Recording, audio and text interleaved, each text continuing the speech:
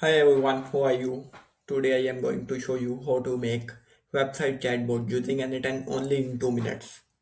First click on plus sign and add first node chat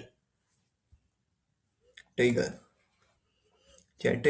and after that add AI agent.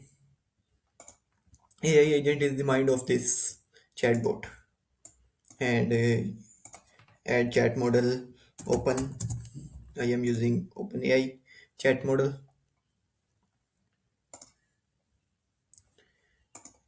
and add memory node. A memory node save your information like your previous chats and click on chat, make chat publicly available, hello, and chat embedded chat, click on here and from this page copy the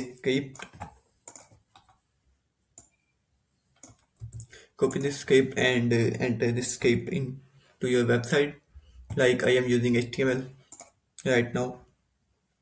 Copy this URL and add this URL and your chatbot is almost completed. Click on save button and publish and test this chatbot. Click on run. I am using HTML for testing this chatbot and click on chatbot. Ask question like what is AI? And this chatbot reply give you response using ChatGPT.